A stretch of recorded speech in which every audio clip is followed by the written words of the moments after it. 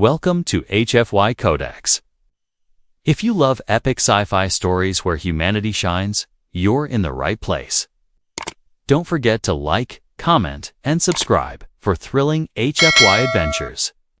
Join us and be part of the journey. The fruit stall incident **. The spaceport buzzed with noise and flashing lights.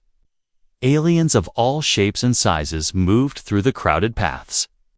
Traders shouted in different languages, selling spices, gadgets, and rare creatures.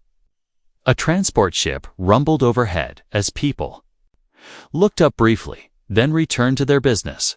In the middle of it all stood Jake, a human delivery boy with dust on his boots and a backpack full of fruit. He was tired, hungry, and a little annoyed that he had to make one last delivery before resting. He stopped by a small vendor stall to check his list. That's when a banana rolled out of his bag and hit the dusty ground. It was just a banana, yellow and slightly bruised. But the moment it stopped rolling, a small alien girl froze in front of it. Her skin was pale violet, her hair silver white, and her eyes wide, like she had just seen treasure. She looked no older than 8. Wearing ragged clothes and holding a broken food container, without warning, she dropped to her knees and grabbed the banana. She sniffed it like she didn't believe it was real. Then, slowly, she peeled it with shaky fingers and took a bite. The crowd nearby gasped, but Jake had no idea why. He stepped forward, thinking she might choke or need help, but before he could speak, the girl's body shivered. She dropped the banana and fell to the ground, twitching and glowing faintly under. The skin guards and dark armor rushed through the market, yelling in an alien dialect. One guard pointed at Jake and shouted. Jake raised his hands, confused and scared. She ate a banana, he said loudly. That's all. But the guards didn't care. In seconds, Jake was surrounded. The girl lay motionless behind him, small sparks flickering around her head. The guards aimed weapons at him. Scanning his face and backpack, Jake panicked and ran, pushing through shocked aliens and toppling over crates. He didn't look back until he reached a dark alley between 2 giant storage towers. His heart pounded like drums, his mind spinning with fear and confusion. Why did the girl react that way to a banana? And why were the guards acting like he had just attacked royalty? That night, Jake hid in a broken-down loading dock. Too scared to return to his HomePod, he kept watching the entrance, expecting guards to storm in. But instead, he heard soft footsteps and a whisper. Human, a voice said. Are you there? He stood up fast, fists clenched. From behind a crate stepped the same alien girl, now walking slowly but standing upright. Her skin still glowed faintly, and her eyes were brighter than before. I'm sorry, she said. I didn't mean to cause trouble. Jake didn't know what to say. She sat down beside him and offered the half-eaten banana. I saved it, she said. It changed me. Jake raised an eyebrow. Changed? You, how? She looked up at him and placed her hand over her chest. I can feel something inside now, she said, like I woke up from a deep sleep. Jake didn't understand, but her voice sounded honest. She leaned against the wall and closed her eyes. They're looking for me, she whispered. But I don't want to go back. Jake took a deep breath. Knowing this was a big problem, he could walk away, pretend he never saw her again. But something in her face made him stop. What's your name? He asked quietly. She smiled for the first time. Vel, she said. I was born in the tunnels, but I don't belong there anymore. He nodded slowly. I'm Jake. That night, under broken neon signs and buzzing lights, a strange bond formed. A human delivery boy and an alien girl marked by something unknown. All because of one banana. And Jake had no idea his life had just changed forever. The alien with the glow. The morning sky above the spaceport turned green from the rising suns.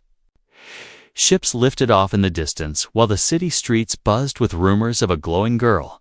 Vel sat on a cold floor inside an old service tunnel. Her eyes closed, her skin softly pulsing with golden light. Beside her, Jake stood guard near. The tunnel entrance, holding a broken wrench like it was a weapon. He hadn't slept. And he didn't understand what was happening. But Vel had trusted him, and now that mattered more than anything. Suddenly, her glow became brighter, forming lines across her arms and cheeks. Jake stepped back in shock, watching as symbols began to appear on her skin. They weren't random. They looked ancient, like something carved on temple walls or written in forgotten books. Vel opened her eyes, and for the first time, she looked afraid. "I remember something," she whispered, "but it's not mine." Jake crouched beside her and asked softly, "What do you mean?" She stared ahead, unfocused. "There's a voice inside me," she said. "It speaks a name. And it hurts to say it." Jake swallowed hard, unsure what to do or say. Suddenly, a loud hum echoed down the tunnel. Jake grabbed Vel and pulled her behind some crates. 3 shadows appeared at the end of the corridors, slender, armored, and silent. Vel closed her eyes again, and the glow vanished completely. The shadows passed by slowly, and then left without speaking. Jake waited a moment, then stood up and exhaled. "They're looking for you," he said, "but not like guards." "They're hunters," Vel replied. "They want the glow," Jake felt a chill down his spine. "Why?" he asked. "What are you?" Vel shook her head. "Not what. Who? I think I'm someone important, someone they tried to erase as the sun rose higher." Jake took Vel to a place no one else cared about, an abandoned cargo station near the old docks. It was filled with rusted machines, broken scanners, and dust thick enough to choke, but it was hidden, and that was enough. Vel rested. While Jake tried to understand what the strange markings meant, he remembered a story his mother used to tell him about ancient alien councils that disappeared without warning. They were said to be full of secrets, power, and voices that shaped planets. "Vel," he asked, "have you ever heard of the Council of Glass Suns?" Her head turned sharply. "Yes," she said, "but I thought they were myths." Jake nodded slowly. "Me too, until now," she added, looking at her hands. That night, as rain fell softly over the city domes, Vel's glow returned, but this time it moved like flowing ink shifting across her arms and neck. She stood up, walked to a shattered mirror on the wall, and stared at herself for a long time. Jake walked over and asked, "Do you know who you are now?" She nodded, but her face was serious. "I'm the last of the airborne," she said. "The ancient blood that was hidden to protect the galaxy from chaos." Jake raised an eyebrow. "Sounds big." Vel gave a small smile. "It is." From that moment, everything changed again. Vel was no longer just a girl who liked bananas. She was a living symbol, a lost link to a forgotten empire. And Jake, the human who gave her that fruit, was now part of something much, much bigger. Outside, across the galaxy, scanners picked up her signal, and messages were sent to warships, temples, and black market hunters. The girl with the glow was awake, and the galaxy would soon come looking for her. Protector of the glow, the rain had stopped, but the sky stayed dark above the city's highest towers, inside the old cargo station. Silence filled the air, except for a slow drip from a cracked ceiling pipe. Jake was dreaming about his old home on Earth when a cold hand touched his shoulder. He woke with a jolt, and Vel was gone. Only her thin blanket remained, and a small smear of glowing dust on the floor. Jake jumped to his feet. Grabbing his bag and wrench, he ran into the street, calling her name again and again. But no one answered, and no glow lit up the shadows. Panic burned in his chest. He knew someone had taken her, and he knew he didn't have much time. Across the plaza, a news holo floated above the crowd, flashing Vel's face beside a single word: "Wanted." Jake froze, his heart pounding like a drum. They had turned her into a fugitive, not a child. Not a symbol, just a target. And now every bounty hunter and mercenary on the planet would be hunting her. Jake tightened the strap on his bag and whispered, "No one's taking her without going through me." He started with the back alleys, following old city maps in his head. He knew how smugglers worked and how the underworld traded secrets. He offered one of his last Earth coins to a blind old alien who sold illegal juice cubes. The alien sniffed the coin and said they took her to the authority sector. The Galactic Authority Station sat like a fortress in the center of the city. Metal walls, high towers, and flying drones patrolled the skies around it. No one walked in unless they had power. And Jake had nothing but a banana sticker on his shirt and a stubborn heart. He studied the back routes for hours, memorizing guard patterns. Then he waited for the right moment when a delivery truck passed through the main gate. He leaped onto its undercarriage and held his breath. Inside, he crawled through steam pipes and data wires. His body soaked in sweat. When he reached the inner cells, he saw her. Vel sat quietly in a glowing cage, her skin still lit like a constellation. 3 tall officers watched her through the glass. Arguing about her energy readings, Jake whispered her name, and she looked up, eyes wide. "Jake," she mouthed. He nodded once, then pulled a small spark capsule from his bag stolen from a street vendor weeks ago. He tossed it toward the cage wall, and it burst in a blinding flash of blue light. Alarms screamed, but Jake was already moving. He kicked the emergency lock and dragged Vel out as smoke filled the hall. They ran through metal corridors, footsteps echoing like thunder behind them. Vel stumbled, but Jake lifted her without stopping. Guards shouted from every direction. But they didn't fire. They were too stunned by her glow. They escaped through a waste chute that dropped them into a canal beneath the station. Jake landed hard, but he didn't care. He looked at Vel, who was shivering in his arms. "I got you," he said. "I'll always get you." Later, in a quiet hideout near the broken city edge, Vel sat under a tarp, drying her hair. "You shouldn't have come," she said softly. Jake smiled and handed her a warm food packet. "I'm your protector now," he said. "I don't run." Vel blinked, then pulled something from her pocket, a small glowing chip with her crest etched in its core. She pressed it to Jake's wristband. Suddenly a mark appeared on his skin, the symbol of the airborne protector. "You're official now," she said. "The galaxy will know it too." At that moment, Jake felt different, not stronger, not braver, but chosen. And somewhere in the stars, ancient systems came alive, sensing that the heir had claimed her shield.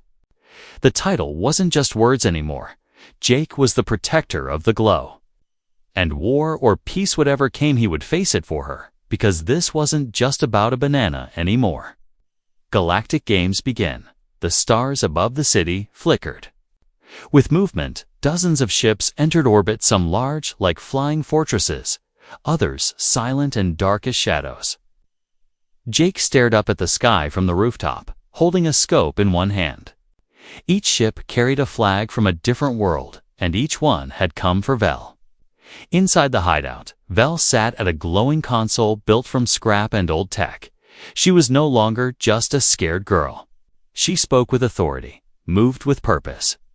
And her skin glowed with control. The messages pouring in from orbit were all the same, demanding answers. Claiming rights, offering deals. "They don't believe I'm real," Vel said quietly, "so they want to test me." Jake placed a hand on her shoulder. "Test you how?" She turned toward him, eyes glowing faintly. "They want a trial of legacy," she said. "It's ancient." Jake didn't like the sound of it. "What kind of trial?" he asked. Vel hesitated, then opened a small hologram showing 2 warriors locked in a duel. "One champion fights for me," she said.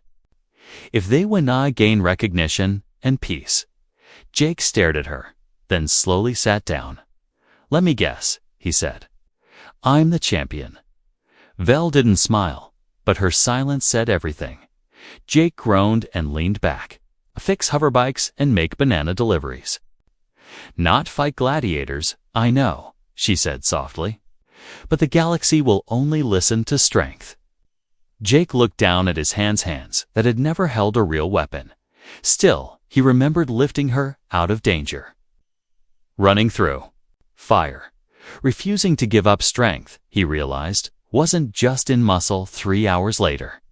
A council drone arrived to scan him for registration. He was officially named Protector Combatant Human Class. The arena was already being prepared. BROADCAST channels warming up for the entire galaxy to watch. Vel stood beside him, wrapping a thin armor thread around his chest. You don't have to win by killing, she said. Just survive. Hold your ground. Jake nodded, even though his heart pounded louder than the arena drums the next day. The gates opened, and Jake stepped into a coliseum made of energy and ancient stone. Across from him stood a creature twice his height, armored in bone and breathing through gills. The crowd Dalians of all species chanted in languages Jake didn't understand. Vel's symbol floated above his head, spinning slowly like a crown. Jake whispered, "This is for her," and stepped forward. The warrior charged, a blade whipping through the air. Jake ducked, rolled, and used every instinct he had. He fought with wires, tools, and tricks, not strength. He wrapped the alien's legs, blinded it with a spark flare, and dodged again. Minutes felt like hours, and blood ran from Jake's cheek. But he stayed standing, bruised, panting, trembling but standing. When the warrior collapsed from exhaustion, the crowd fell silent. Vel walked into the arena, the light from her body bathing Jake in gold. She raised his hand, and the council. Lights flashed approval. Her voice echoed through the arena. The council must now listen to one who stood without hate. The ancient systems accepted the trial's outcome. Jake was officially named Guardian of the Air.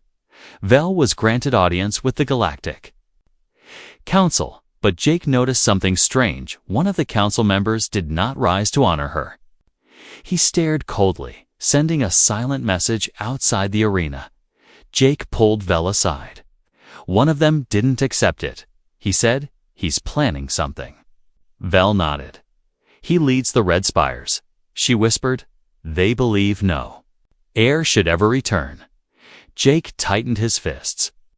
"Then we'll be ready." That night, while crowds celebrated across the city, single crate arrived at their doorstep, marked only with a fruit symbol. Inside it was a message written in Old Earth script. The banana was never just food. The banana truth, asterisk, the crate sat in silence between them.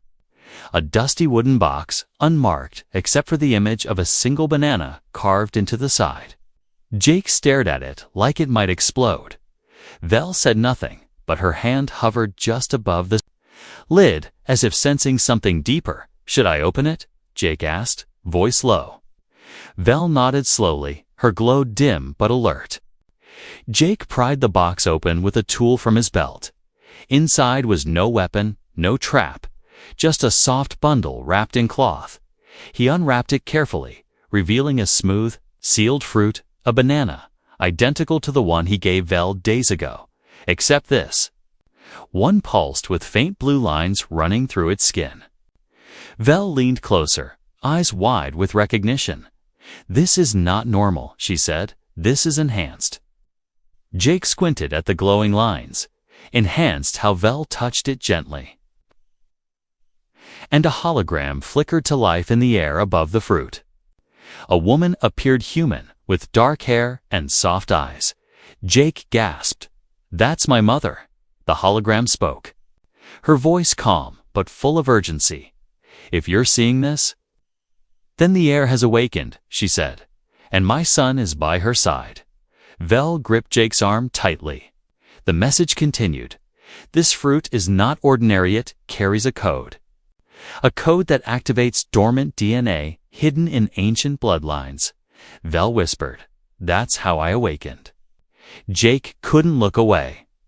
His mother's image explained everything: how she once worked with an alien science group, how they feared galactic collapse unless species could unite, how she developed a way to bridge alien and human genes using Earth fruit as delivery vessels, and how one day her research vanished. Along with her, she didn't disappear. Jake said slowly, she hid her work. Vel nodded and planted the key into the world. Jake realized the banana he gave Vel wasn't a random gift. It had been waiting for the right time and the right person to deliver it. Suddenly, Vel's body pulsed with a new light, stronger than before. The markings on her skin shifted, forming the same symbol that glowed on the fruit. Her voice changed slightly, deeper, more certain. "I am the bridge," she said. "I was made to bring peace." But peace was the last thing waiting outside the council room, where Vel was to speak. Had been bombed only minutes before their arrival. Casualties were low, but panic spread fast, and worst of all, someone had stolen the fruit from Jake's bag during the chaos. A message was left in its place, burned into the wall: "Fruit of unity, seed of war." Jake clenched his fists. "They want to turn your gift into a weapon." Vel nodded, "And they know how." They traced the energy trail from the stolen fruit to an old research station orbiting a dying moon. It once belonged to Earth's lost genetic division, the same one that helped design Vel's bloodline. Jake and Vel boarded a stolen scout ship and took off. Neither of them spoke much during the flight, but when they arrived, they found something worse than they imagined. The station wasn't abandoned, was active, pulsing with energy and defense turrets. Inside were vaults filled with Earth, fruit engineered, coated, glowing like silent bombs. Vel whispered, "They've been stockpiling for decades." They sneaked past scanners and entered the control room. There, a tall figure stood waiting, wrapped in robes, face hidden. "You shouldn't have." "Come," the figure said. "The galaxy isn't ready for peace." Vel stepped forward. "Then we'll force it to be ready." The figure revealed his face. It was half human, half something else. He was a hybrid, like Vel, but broken, corrupted. "I was the first," he said coldly, "and I was abandoned." Jake stood in front of Vel, eyes steady. "We're not like you," Jake said. "We didn't come for control. We came to stop the war you want to start." The hybrid laughed. "Then you'll die here with the fruit you love so much." Vel's glow brightened as she said, "Not if we destroy it first." Jake pulled the spark fuse from his pocket. He looked at Vel. She nodded. Together, they planted the charge and ran. The station began to shake, alarms blaring, sirens screaming. The stolen fruit, the weapons of peace turned to chaos, were all lost in the fire. But as they flew away, Vel looked down with a soft smile. "One banana changed everything," she whispered. "And now we begin again." The secret garden. Ash drifted in space like snow. The lab station was gone, burned from orbit, but the threat wasn't over. Vel sat in the co-pilot seat, her glow dimmed, her thoughts buried under silence. Jake flew the small ship through the stars, hands tight on the controls. They had stopped a war, but not the reason it almost began. There were still whispers, still secrets, still voices saying the heir had no right to exist. Jake turned to her and asked, "You? Okay." Vel blinked slowly and answered, "I need to see the garden." Jake had heard the name before in one of the recordings from his mother. A place built long ago on Vel's homeworld, deep beneath the surface. Not a garden of flowers, but one of seeds, memory, and living codes. A place that connected life to legacy. They landed hours later on a remote continent shaped like a crescent moon. The wind blew red sand across endless cliffs. Vel led him to a stone door carved into the rock, hidden by time and vines. When she touched it, her markings lit up, and the door slowly opened. Inside was warmth and light, unlike anything Jake had felt. Glowing roots curled along the walls like veins of gold. Tall stalks of fruit-bearing plants reached toward the ceiling. And in the center was a tree that shimmered with stars on its leaves. Vel stepped forward, placing both hands on the trunk.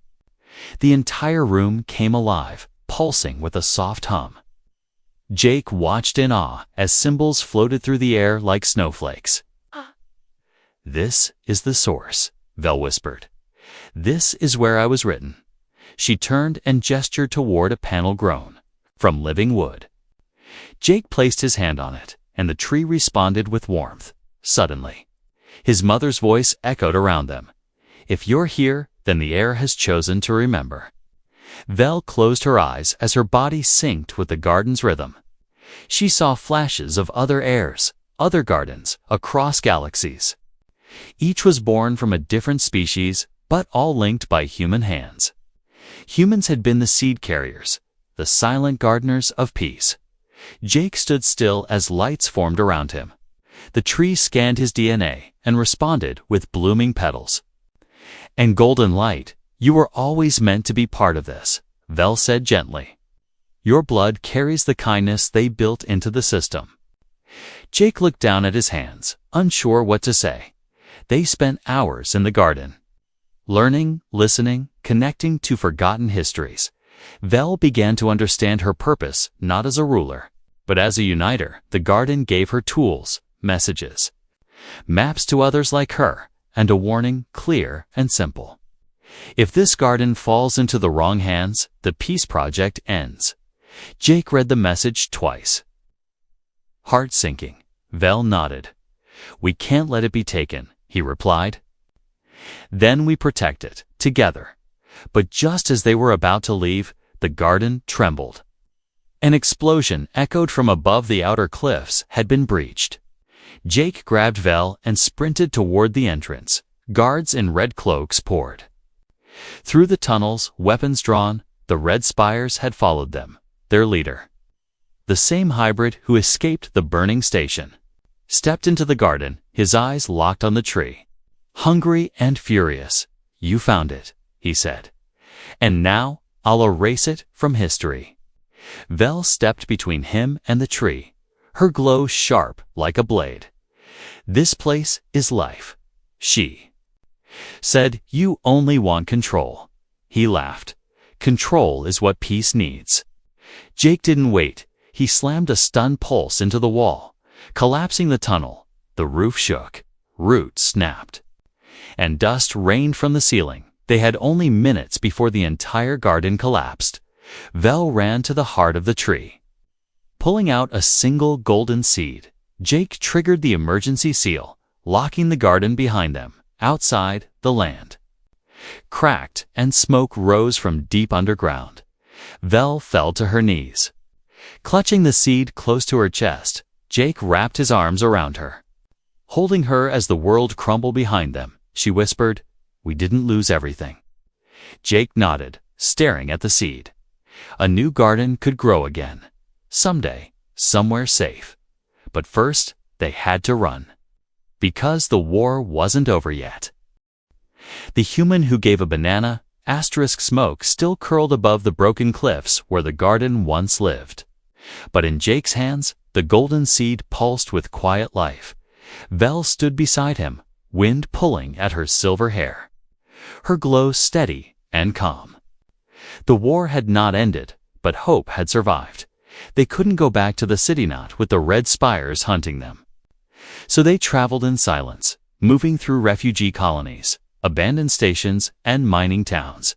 Everywhere they went, Vel wore a hood. And Jake stayed close. He had become more than her protector. He was her shield, her friend, her reminder of why she couldn't give up. The galaxy, however, hadn't forgotten them. Council broadcasts now called Vel a traitor. The garden's collapse had been blamed on her.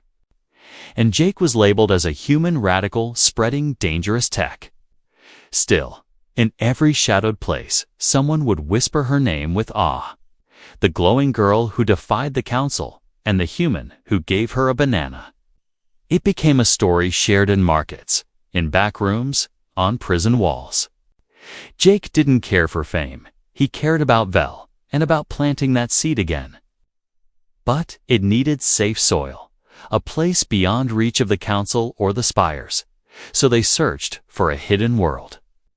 A place forgotten by time. One day, an old scavenger named Rollo led them to a system with a name only spoken in riddles. The cradle, he said, where no ship lands by mistake. Jake and Vel followed his map, dodging patrols and slipping through broken gates of forgotten satellites. They reached the planet days later. Lush, quiet, untouched, they landed by a river. Surrounded by trees that shimmered under a blue-green sky, bird-like creatures sang. As if welcoming them, Vel stepped out first, the seed in her hand glowing brighter than ever before. "This is it," she said. "The soil knows me, together." They dug into the ground, placing the seed gently into the earth. Vel pressed her glowing palm to the soil, and the world seemed to breathe from the spot where they planted it. Golden roots began to grow, not fast, not wild, but steady and full of purpose. Jake sat down beside her, exhausted but smiling. "It's funny," he said. "All this started because I dropped a banana." Vel chuckled softly. "Not just a banana," she said. "A gift, a beginning." He looked at her and replied, "And you? Not just an ambassador." She nodded. "A daughter of peace." They stayed on that planet for a long time, building a shelter, mapping the land, and watching the garden grow. It was slow, but it was alive. Vel began broadcasting again, but this time not to plead for power. She sent messages of unity, of healing, to all species, to hybrids, to orphans and outcasts. And though the council tried to silence her, her message kept spreading. Because it wasn't just her voice anymore, Jake recorded a simple video one day, sitting beside the golden-leafed tree. He said, "I'm not a warrior or a leader. I'm just a guy who gave a kid a banana. And I'd do it again." That clip went viral across 1,000 systems.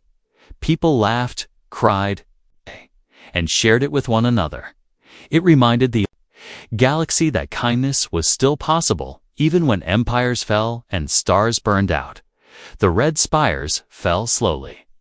As truth spread like roots in every direction, Vel was later invited to speak before the Reformed Council. She brought Jake with her, not as a protector, but as a witness. And when asked how it all began, she said only one word: fruit. The council laughed, not mockingly, but with awe. And in that moment, Jake understood something deeper.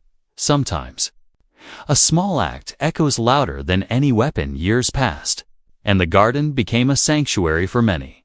Hybrids found belonging, diplomats learned peace. Children played under golden trees, and at the heart of it all stood a plaque carved in two languages. It read, "To the human who gave a banana."